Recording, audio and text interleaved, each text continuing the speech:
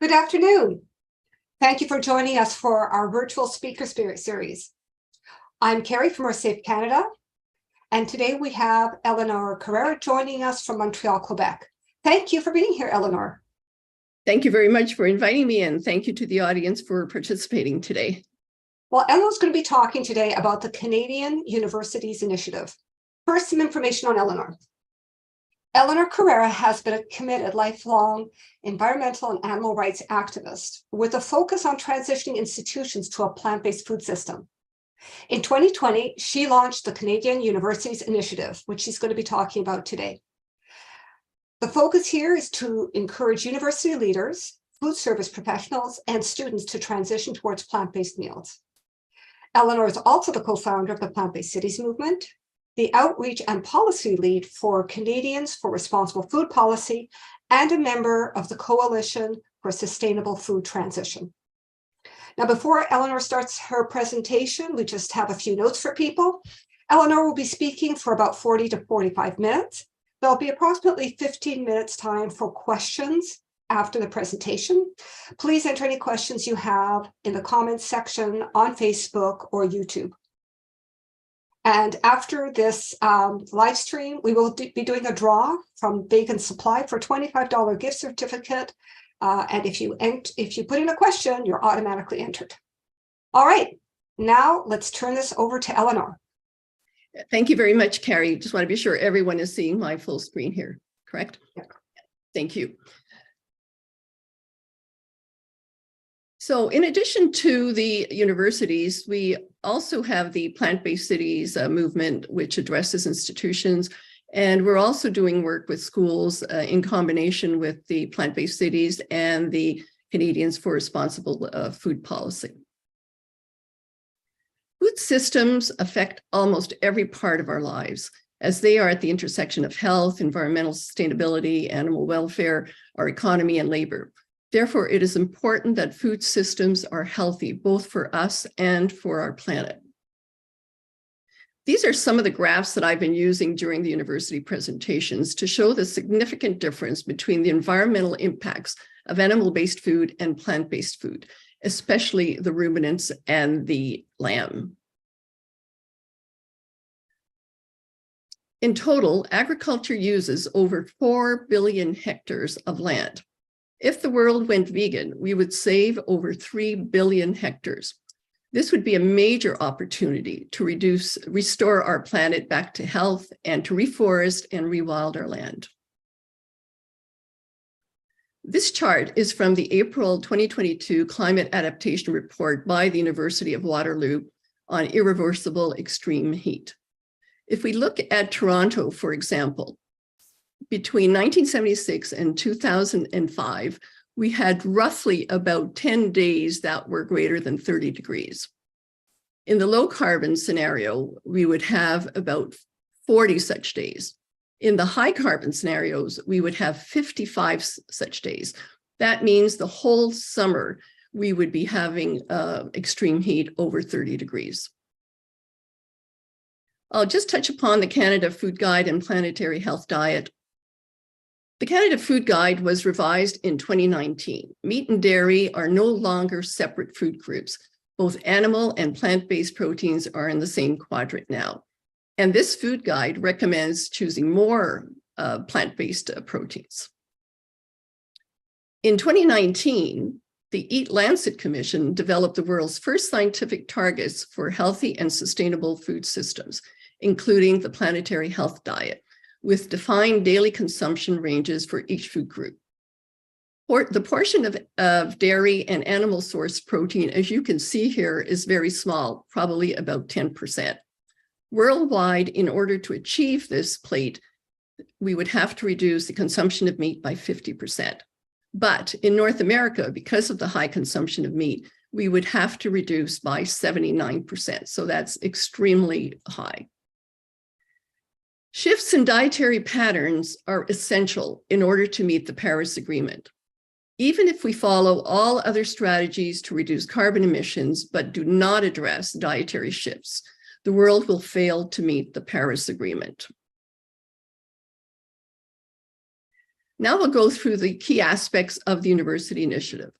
Like any project or any job, you need to be able to measure success in a quantifiable way, thereby the need for what we call key performance indicators or KPIs. The KPI generally should be a bit of a stretch, but it must be attainable. Otherwise, people will feel it's not achievable and they'll give up. In addition, you need a time frame in which to achieve that target. So for this initiative, the time frame was 2 years. We started in the fall of 2020 to the fall of 2022 and then measured. These are the primary objectives that we had in this initiative. First, we wanted to increase the awareness of the destructive impacts of animal agriculture on our planet and animals. We wanted to nudge the universities to be accountable for educating and leading by example on the impacts of animal agriculture. And we also wanted to instill this accountability by accelerating towards plant-based meals at the university cafeterias with, as I mentioned, the KPI of 60% within those 2 years. We had a fairly standard agenda each semester. Usually in October and March, we would send out an email addressed to about 40 university presidents with the dining and sustainability teams, academics, and plant-based organizations in the BCC. Then in May and November, we would hold the steering committee with the chefs and the special guests. And finally, we would then send out an email after the meeting congratulating the chefs on their advances to increase plant-based meals. At the same time, we would reiterate the message to the senior leaders that they must expand the education to their students and support this initiative. What I feel the key success factors are, first, senior leadership must play an exemplary role in guiding the organization to success. Universities are the institutions of the highest learning. They produce the scientific studies, and thereby they need to lead by example. Secondly, we wanted to create a team spirit across universities. We wanted to create an ambiance of friendship and competitiveness. And thirdly, we focused on the positives and ensured that the chefs' efforts and accomplishments were broadcast in the biannual emails to the presidents. So there was awareness throughout the whole year in the spring semester and in the fall semester as to what the chefs had accomplished and what some of the studies that came across during that time, there were several IPCC studies, what they were saying. So this initiative was all voluntary. The first university speaker was executive chef David Spite from UBC. By chance, I had met David online at the Forward Food Summit in October 2020. David was very supportive and generous with his time, and he volunteered to be our first speaker in December 2020. Then we had other chefs throughout the 2 years. We had in May of 2021, the University of Guelph, McMaster University, University of Victoria. Then in November of 2021, we had Queen's University. And in May 2022, we had the University of Toronto along with the University of Montreal. Then we asked the chefs to come back in November of 2022 and talk about their progress and if they had achieved the KPI of 60%. At that meeting, we also had the University of Western Ontario who had participated.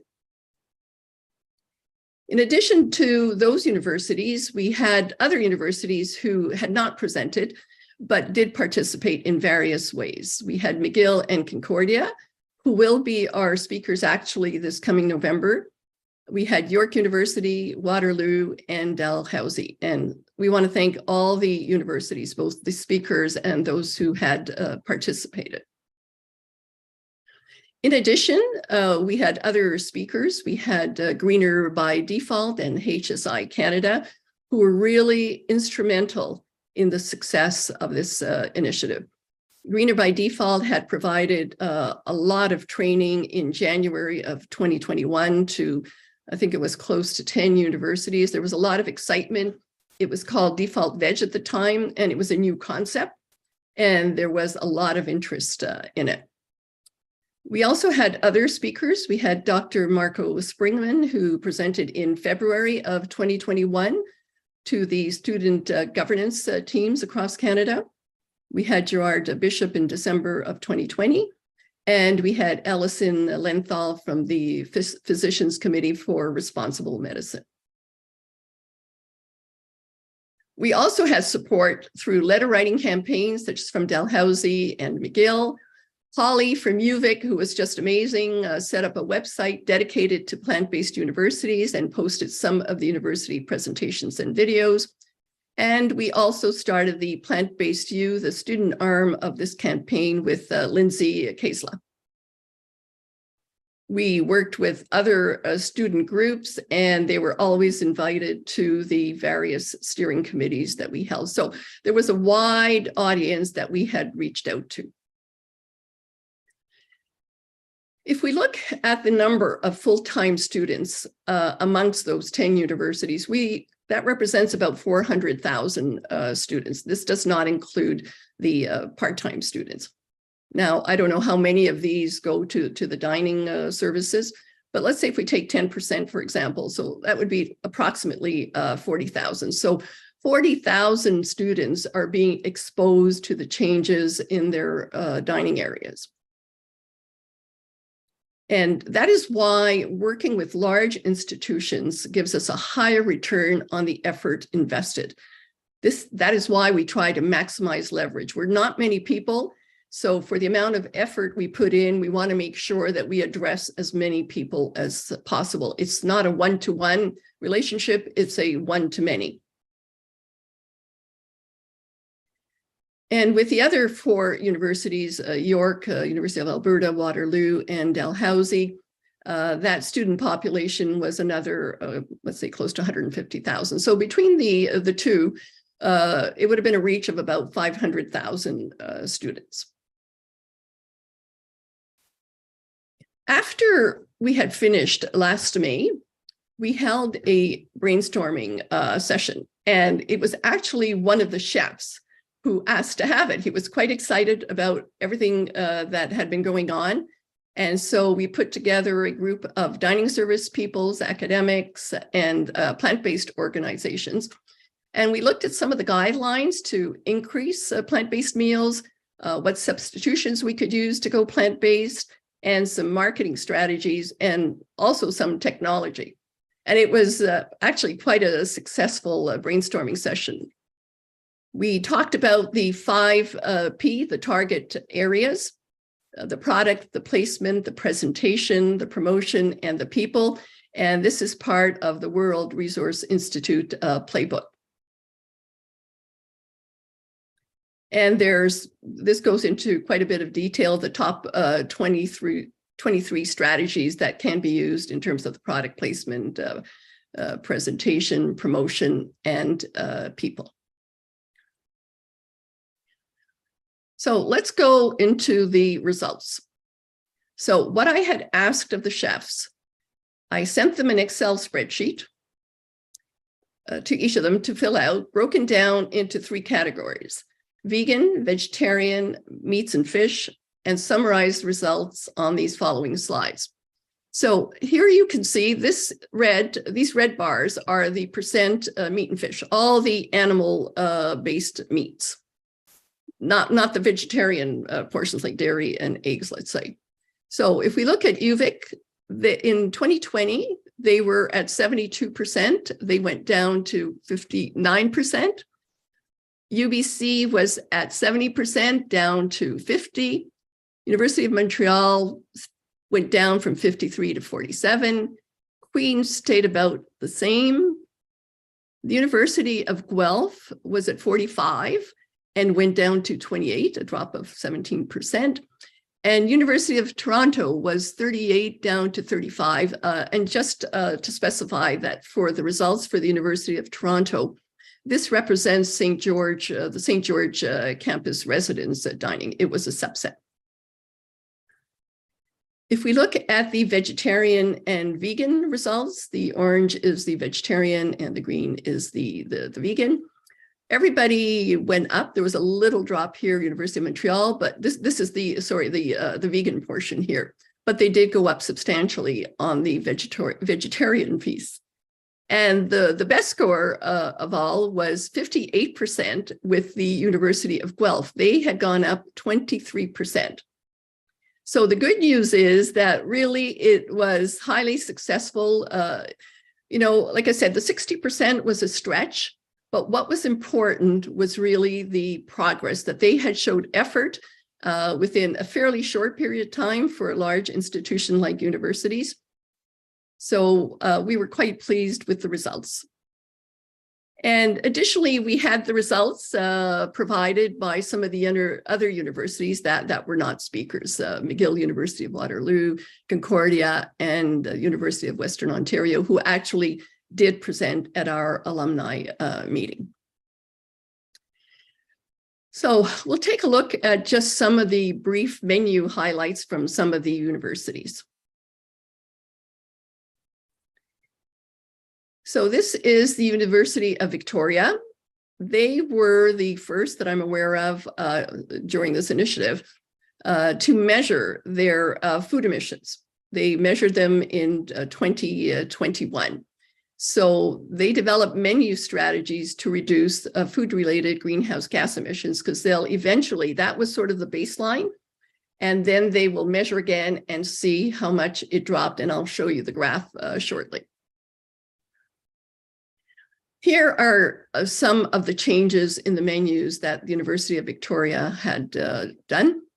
They prioritized plant-based proteins, listing those options first on all menus.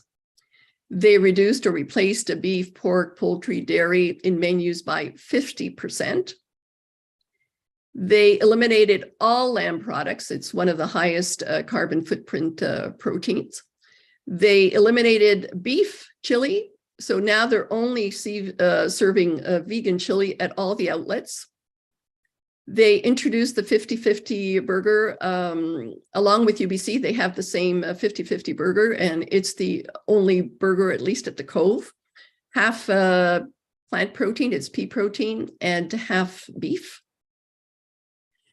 They use vegan cheese as the default, and that's important. That's a concept of greener by default, that the default should be vegan, and people would have to opt in if they wanted to have the animal-based version. They introduced vegan mayo as the default spread, and they've totally eliminated the regular mayonnaise. So when you think of all the mayonnaise that's being used across universities, that can add up to a lot of eggs. So these are the results of their calculation of the food emissions. So in the red section here is the beef and the lamb. On the left here, we see the graph based on the purchases by weight, and on the right, the food emissions. So for example, here for ruminant meats, it's 3% in terms of weight. But if you look at the corresponding graph with respect to the emissions, it's 34%. So this smaller section becomes a much larger section when you calculate the food emissions. And the green section, by weight, it's a lot, but the greenhouse gas portion is very small. So we'll see. I'm not sure exactly when they'll be measuring them, possibly next year. And we'll see how these graphs will have changed. UBC, they had introduced climate-friendly food labels. They reviewed 775 menu items to quantify the environmental footprints beyond just greenhouse gas emissions as well. And all the food was labeled with these climate labels. And I believe they were the first time any Canadian university had taken part on a project of this scale. These are some of the menus at UBC. For example, you have the mushroom crunch burger, the vegan pizza, Southwest bowl, the veggie poke. So you're just seeing a lot more of these veggie type options that perhaps were not available even a couple of years ago. This is the University of Toronto. This is the University Development and Campus Services. This was all vegan. Additionally, they had an alumni experience where the menu was also all vegan. And University of Guelph also did some amazing changes. Number one, they went all plant-based in 2020, 100%. And as a result of that, they eliminated all allergies and they streamlined the kitchen operations. And University of Guelph also offers a plant-based nutrition certificate. This was a first in Canada. These are some of the options that we see at the University of Guelph. For example, the salad bar is all plant-based, including the mayo. Infusion only has one meat, and generally these change on a daily basis. Breakfast, only one meat option, turkey. Nosh and nuri is all plant-based. And I was talking to the chef, and they're gradually increasing plant-based over time. So it's not static. It's actually getting even more plant-based with time. And the University of Montreal had an app, a fidelity program. So they used the information technologies to promote the vegan menus, and they target marketed to vegan consumers. So what's next for the university initiative? Given that the initiative would have officially ended in 2022, I had asked the chefs in May of 2022 if they would like to continue the initiative for another year, and it was a unanimous yes, thankfully. So in order to try and continue the trend towards plant-based, we issued another challenge. This is not a formal challenge like the first one was, where I was going to measure the results, but we asked that they convert at least 50% of vegetarian to vegan. We felt that could be a reasonable ask. Secondly, it could be one or all of these three, hopefully all three of them, would be to surpass the current highest score for vegan of 58%, which was University of Guelph, and to surpass the current lowest percentage for meats and fish, which was 28%. So we'll ask at the end of the year and see if any of these challenges are met. I do include this challenge when I write to the university president, so it is getting more views over time. We're having our next steering committee on May 10th. We'll have the University of Victoria, Executive Chef Tony Heisterman, Holly Cecil, Kylie Hissa will discuss their journey in terms of calculating their food emissions in 2021 and the ensuing menu changes towards more plant-based. University of Guelph will also be there. We'll have the chef Vijay Nair and Valerie True from the Child Care and Learning Center. Both extremely productive universities in terms of having advanced their plant-based menus. We're proud of all our chefs. They've all advanced, and I really couldn't be more pleased with the results. We also talked about having an informal association of university chefs. So we're going to see if we can do a pilot on June the 7th. And you may have heard that LinkedIn San Francisco has succeeded in transitioning to 65 plant-based meals. So we had invited Alicia Janish McCarran, the culinary director for the Good Food Eating Company, to attend, and she said yes, and thanks to Ilana Braverman for that. We also asked Amy Symington, the Forward Food Chef, and the nutrition specialist for Humane Society International, and we thank Rihanna Topan for that as well. Ilana will be there. Rihanna and the university chefs will be on a panel. So that is currently targeted for June 7th.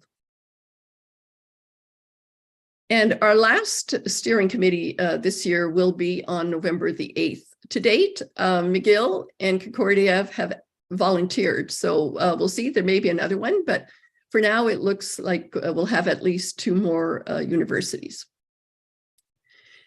And other plant-based campaigns aimed at institutions. I talked earlier about Plant-Based You.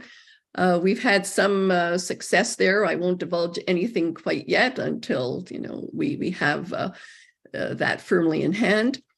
We are working with Plant-Based Cities movement, and I have just a couple of slides on that at the end that I'll talk about. And we're also starting on the federal food procurement. So plant-based cities, just a quick word on that. The goal is to shift city spending from animal-based foods to plant-based foods to mitigate climate change. We've had a couple of motions that were passed. One was the City of Montreal, where I'm located, very pleased with what the city has done. They had a wide-ranging motion to adhere to the C40 Good Food Cities Declaration, to commit to offering a minimum of 75% vegetarian food, aligning its food procurement policies with the planetary health diet and 4 others. And I was lucky enough to be invited to a couple of their events. The last one I went to was in March, the socio-ecological transition of the Quebec food system. It was a combined event with the City of Montreal and the University of Montreal, who had written up the report. And all the food served there was all vegan plus 1 vegetarian dish. So it's very much in line with the motion that was passed last year. Brampton, we also passed a motion last year, and we had asked for municipal purchases of plant-based foods to increase them by 50%.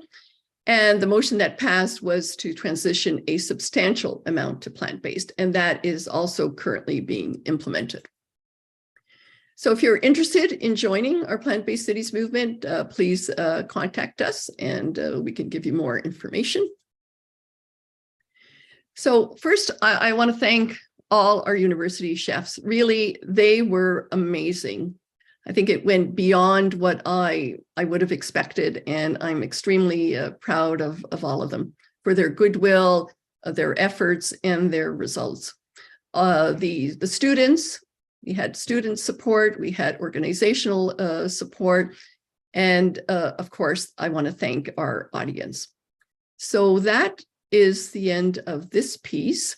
We do have a brief video. Last year, at the end of the initiative, we asked the universities if they wanted to do videos. UVic responded, and we'd like to show you that video.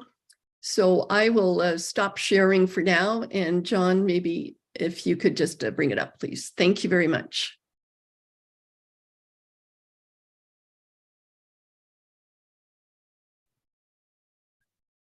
Is leading Canadian universities shifting menus to reduce our carbon footprint. One of the many reasons why UVic ranks second in the world in climate action and addressing the United Nations Sustainable Development Goals. Hi, I'm Tony Eastman. I'm the executive chef for the University of Victoria. We're in a brand new building. This building is Passive House, LEED Gold. So we had to do a lot of changes in the kitchen. So if we focus on induction cooking, everything that we've been working on is to try and lower our carbon emissions in this building. And I think the focus on lowering our beef proteins to a minimum will be a good start for us. I'm standing in front of the Greens kiosk where we serve 100% vegan options. It's the first thing you'll see when you come into this area. The a la carte menu is up on the board, and you see the Kung Pao California Bowl, the Chai Masala Curry, and the Tex-Mex wrap. The a la carte menu does change weekly.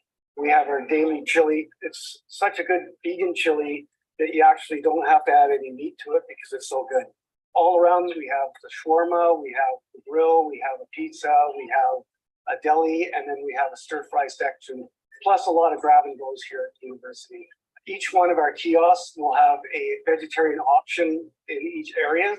The other thing that we focused on in our shawarma is we do a halal chicken. We also do a portobello mushroom shawarma, plus we do a falafel shawarma too.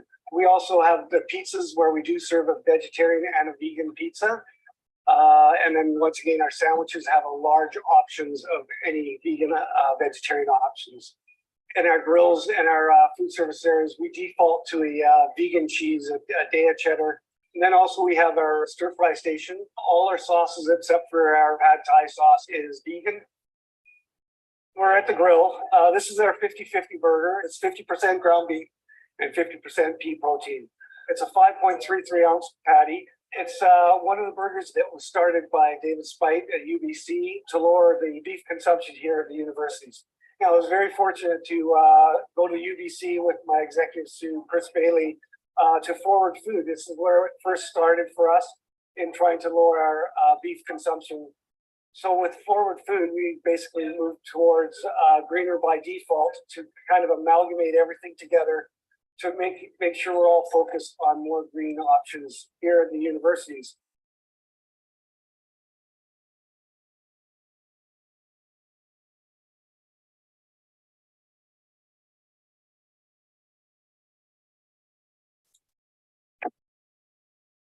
In 2011, an article was published in the reputable Journal of. Sorry. Alrighty, Eleanor, that was fabulous. I was absolutely so inspired to hear all the positive change that has happened at the university level. And this is something I just wouldn't have known about under normal circumstances. Needless to say, gray hair, I'm no longer at university, so I'm just so thrilled to see those kinds of changes. There's a question out here of where did you get this idea from, and how did you manage to reach out to universities across Canada? Well, I stopped working at the end of 2018, and I knew that this is what I wanted to do, be involved mainly at the institutional level. So in the summer of 2020, we were kind of passing out leaflets talking about the impact of animal agriculture on the food system. And then I saw an article about a university with their sustainability ratings, and I looked online and I couldn't see a vegan dish. So I said, God, I'm going to start working on this. So I started gathering all the information, looking up the emails of everybody, literally all the university presidents, all the dining and sustainability teams across Canada. So I built up a fairly large database now. And I started writing, and I sent it to them just when the universities were opening up in September 2020 to start raising that awareness. And I sent about 3 communications at that point. And I was actually even calling universities directly because I wanted to make sure I had spoken to them. And one morning I called, it was about 8 o'clock, and I was speaking to this person at one of the universities. She says, oh, I can't talk because, I'm going to the Forward Food Summit. At that time, I don't even think I knew what the Forward Food Summit was. And I said, oh my God, I hope it's not too late. She says, well, call them, So I called and I went to the Forward Food Summit. And they said, sure, there's room. So I went to it, and then we had some breakout sessions. And in one of those breakout sessions, in the chat, different people were proposing different things. And I don't even remember what I had proposed, but David Spite responded to me, and he said, that's what we're doing at UBC. I said, wow, that's great, I said. So after that summit, I contacted him and I said, look, I'm thinking of having, we could call them steering committees. And would you be interested in presenting? And he said, yes, I'd be very interested. So that was just like, wow, and they were quite advanced at UBC at that point even.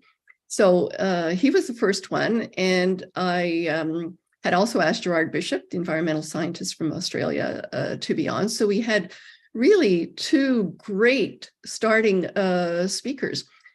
We had also Default Veg. It was called Default Veg then. Now it's, as I said, greener by default. But I used to use polls quite a bit at the beginning just to gather feedback. I think that's important, using polls in the Zoom calls.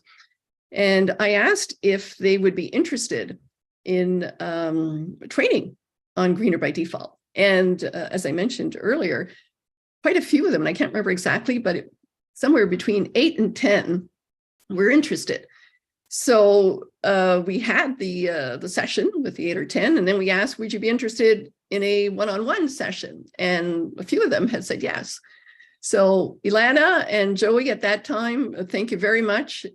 They were really superb in terms of really launching the default veg, greener by default way of increasing plant-based food. So that's how it started. So David was our first, and then I had to think about May. Who am I going to invite in May?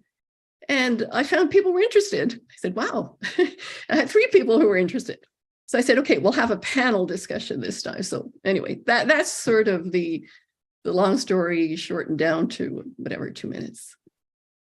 Wow, that really, the ball started rolling and it kept going. That's fantastic. So you have a number of universities on board right now. Is there a plan to reach out to other institutions of higher learning, like community colleges or technical institutes? How do you see this growing? Well, you know, as I said earlier, it was supposed to be a 2-year initiative, right? And then I felt, well, let's just ask the chefs if they felt, you know, we would continue this. So as I said, we're going to have McGill and Concordia and maybe another one. I'm not sure yet. This is for November, but again, people wanted to present. So we'll have that in November, and then we'll see. Maybe it'll continue in the following year, or maybe it will end. I think the word is spreading a lot now relative to when we first started. I think it's becoming the norm. So yeah, that's where I see it going. And what is the message you think that resonates with the university leaders, the chefs, the students, that makes them want to make this change? Well, one of the advantages was that we had 3 of the IPCC reports during this initiative. So in my emails, I was always referring to the science, that, you know, you've got to live by the science. You're the universities, you're the highest learning centers. So that sort of was the general message. And education was the next one, that they had to educate their students, because students were not aware.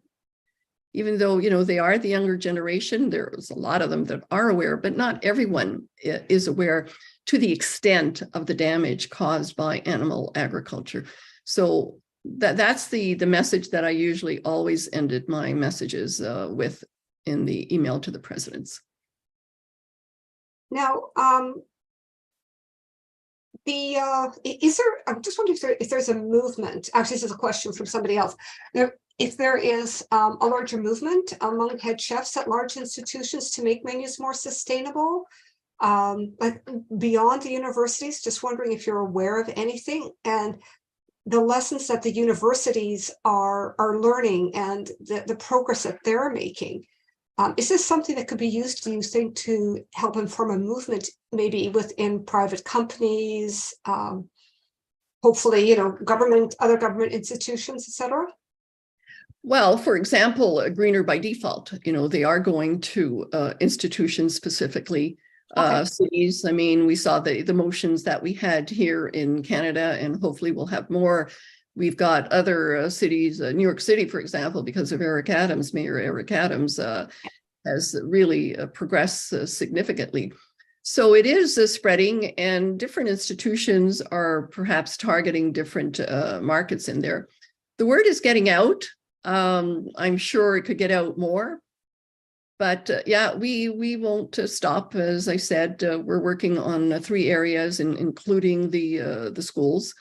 So it's a massive effort, but obviously we could use more volunteers, right? We need a lot more people in this movement. And because we aren't that many, we want to get the highest return for the level of effort that we're putting into this initiative. Well, certainly. Now, one thing that just surprised me when I saw your numbers is University of Guelph. Guelph has been an area which has a large agricultural and livestock agricultural sector. The university also has a lot of livestock related teaching and programs. Yet they did some amazing changes. Was that a surprise to you? It was a bit of a surprise when I saw it. And why do you think that is? Yes, it actually was my biggest surprise. I have to say, I was amazed. So especially happy about that. I know it's an agricultural college. Things are starting to change. We hope they'll go towards more plant-based type agriculture than animal-based agriculture across Canada, across the world. But yeah, I was extremely proud of both Valerie True and the chef Vijay Nair. Yeah, that was pretty amazing.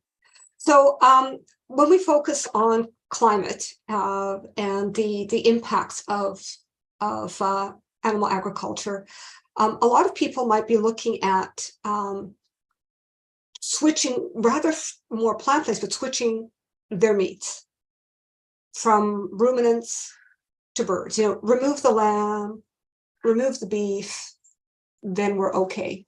Well, I just wondering, did you have to deal with any issue in that area at all? No, I don't know if you recall the slide from the University of Victoria, but they had reduced across the board. Yeah. Yeah, because there are other impacts of animal agriculture besides just the greenhouse gas emissions, right?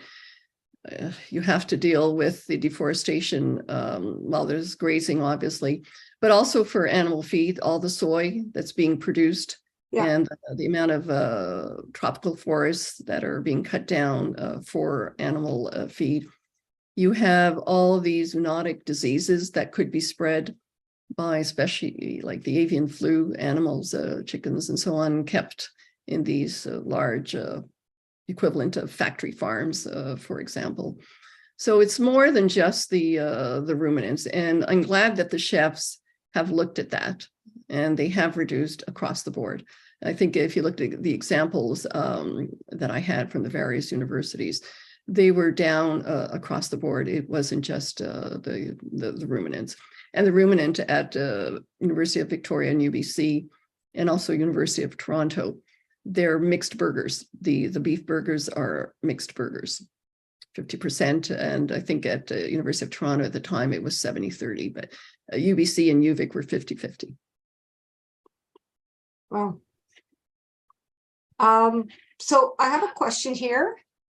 First of all, thanks so much for your work.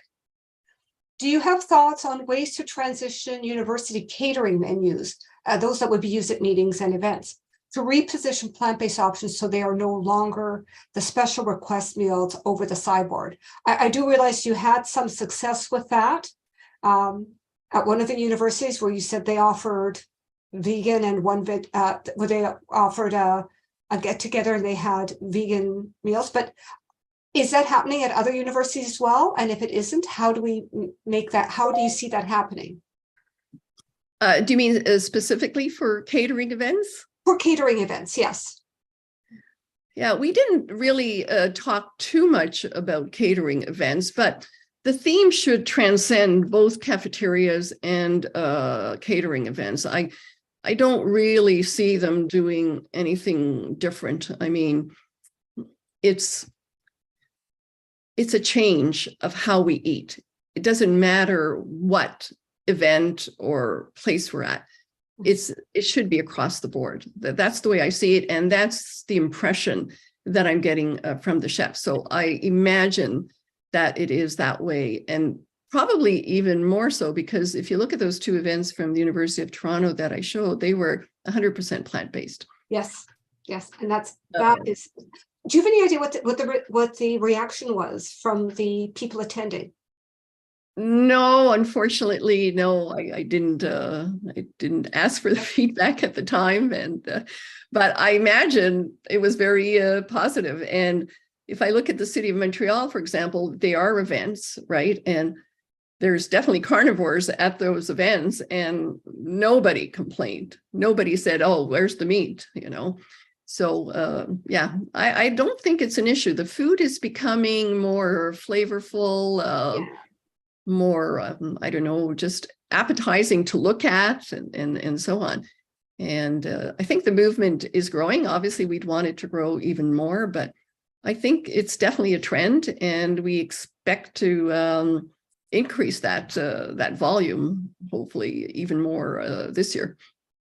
So have the universities talked about the financial impact, or students commented on cost? You hear a lot from people saying, oh, being plant-based is more expensive. A lot of it has to do with how you make things, right? But what kind of financial impact have we seen at the universities, and have the students commented on, if any? Well, I can comment probably on two aspects of that. For example, with the Child Learning Center at the University of Guelph, I know there were definitely cost savings. And I know when that comparison was done, it wasn't like a full year against a full year. So the cost savings probably would be even higher than what was estimated when Valerie True had given us those numbers. Some students, perhaps at universities or anywhere, could say that maybe this is being done for cost reasons, because that I'm not sure at the end of the day, plant-based meals generally, if you go to a restaurant or somewhere, could be more expensive than meat-based. But I think the perception, and it could be a perception, is that this is being used for cost reasons. And that is not the case. Okay? We're working to make our environment survivable, right? Because the destruction is extremely rampant across the globe. So yeah, cost maybe, but it's not the reason. All right, no, that makes good sense. What you mentioned earlier that this involved university leadership and students. How is that organized? Where did the students step in? I kind of get where the universities are involved, the leadership, the chefs. Are students actually involved in this, in making this happen as well? I would say definitely. We are working with one university right now where, frankly, I'm just astounded at how much effort has been put in by the students to change the menus. And if you recall, I did have a slide in there with respect to the student groups like the McGill Herbivores, who had really impressed me how they were at the beginning and how they were at the end. They felt more confident, more powerful in doing this. I don't think that students should be willing just to accept, whatever they get. We have to fight for the planet. And students will be the ones who will be impacted the most. So they have the most to lose, and therefore they should be the most interested in changing the menus. And yeah, of course, you have it on both sides. You'll have some students that say, I want my meat. But for the greater good, I think for the good of the survival of the planet and its inhabitants, I think we definitely have to go much more plant-based and fairly quickly. Yeah. I have another question here on a little bit of a different tangent. What specific asks would you recommend climate coalition groups ask of elected officials to support these efforts? In particular, I wonder, how do you address folks who think that we should be focused on local food versus vegan? And is your experience that the younger demographic is less reactionary about the use of the word vegan? So elected officials being more reactionary to that term. Yeah, generally, a couple of words I prefer that we don't use is, first of all, vegan options. It's kind of like we're kind of relegated to just those options. I think it just should be all integrated. And, if we look at the 5 Ps there, they also talk about not naming them as such, vegan options. Talk about the the taste, the color, the attractiveness of the dish, and not the fact that it's vegan. So yeah, I think that's what I would say to that. And sorry, there was another part to your question, I think. Yeah, let me just go back to the original question.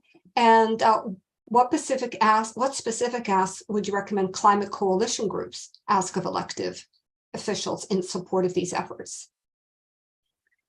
Well, I would say it's the same thing at all levels of government. We should be asking the same thing, right? Here we are working with municipal levels. We should be working with provincial levels and federal levels. And we are working at the federal level with the Canadians for Responsible Food Policy. So we're doing that there, as you know. Provincial, personally, I'm not involved in the provincial aspect yet, just not enough time. But I think it should be just a very widespread effort across the country at all levels of government, right? The issue is government depend on voters, right? So you've got to talk to them about the future of the planet, because otherwise they'll just go for votes. And if those votes aren't loud enough in terms of the transition to plant-based, then they won't do it. Yes. So you've got to make that put that on the platform for elections, and you've got to be vocal about it. So do you have an idea percentage-wise how many universities in Canada are involved at the moment? Are involved with what, sorry? Are involved with your program, with your initiative at the moment? Well, I mean, the ones that we're addressing, right? We had 10.